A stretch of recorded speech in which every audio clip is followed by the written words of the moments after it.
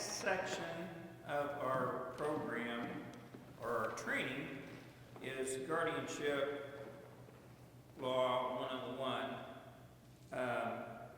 Well, the people we have here today are Andy Wood and Kathy Kyle of Woodley Kyle. And we're very happy to have them. They intend to assist in as being attorneys for the VASIA program, and we're very pleased with that. So they agreed to do this section today, so whoever is going to be up, come on. It's Andy.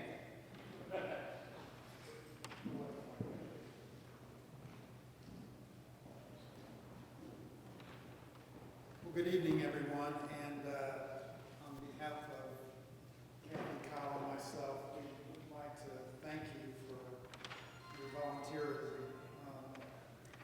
It's a very worthwhile program that's probably a bit long overdue here in Johnson County.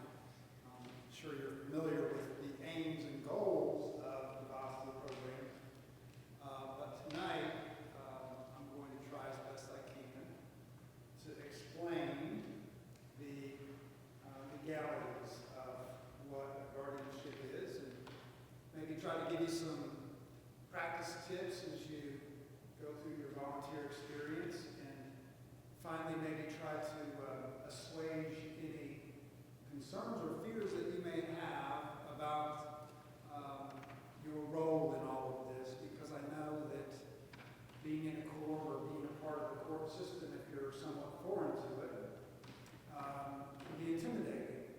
And let me reassure you that the time and effort that you give to this program is much appreciated, and you're given deference in that regard. As long as you're operating from a point of view that is acting in the best interest of the incapacitated person that you are representing, you shouldn't have any problems. Okay? So let's get started first and foremost with defining why we're all here, and that is to be a guardian for an incapacitated person. So let me just read you this little sentence here that I think encapsulates what your role is in this process. So, a guardian is a person who is a fiduciary and is appointed by a court to be a guardian or conservator, responsible as the court may direct for the person or the property of an incapacitated person. Okay? So let's maybe break that down a little bit. A guardian is a person who is a fiduciary. That is a very important word. And the reason that it's important is because you'll hear it referred to quite often. Fiduciary is defined as a person to whom property or power is entrusted for the benefit of another. That definition is very powerful in and of itself. So, a person to whom property or power is entrusted to another. And as a guardian, you have quite a bit of power over this person who is incapacitated. Because you might be called on to help make healthcare decisions for this person. You might be called upon to make investment decisions for this person. And the word entrusted is key to all that. Because a fiduciary always acts in a trusted capacity and what is in the best interest of the person that they have that power over. Okay? Now, you should know there are different kinds of guardianships. There are permanent guardianships. There are temporary guardianships. There are limited guardianships. There are successor guardianships.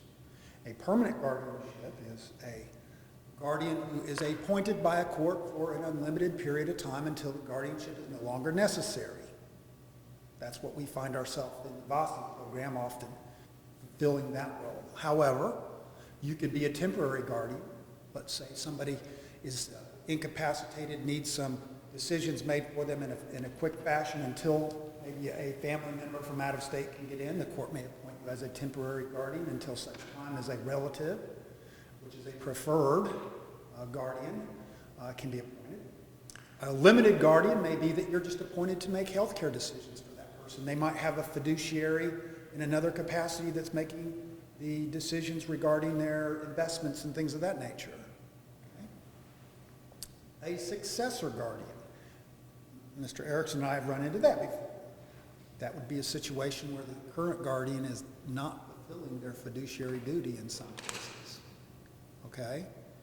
They're not fulfilling their fiduciary duty in some cases. For instance, son or daughter thinking that the guardianship account with their parents or father or mother's money in it belongs to them just as much as it belongs to the parents. That's a no-no. Okay? Remember, going back to that fiduciary, that money's entrusted to them for the benefit of the incapacitated person. And that's difficult for kids to understand sometimes. They think what's mine is mine and what's yours is mine. I have teenagers, so I'm still experiencing that. And sometimes we have adults that act as guardians for their parents that still feel that way. So we're called upon on occasion, and usually that's a tip by a institution, usually where the incapacitated person is staying, saying, hey, something's not right. We need to get you guys involved and see if you can't help us get a third-party guardianship because the kids aren't making the right decisions. Okay?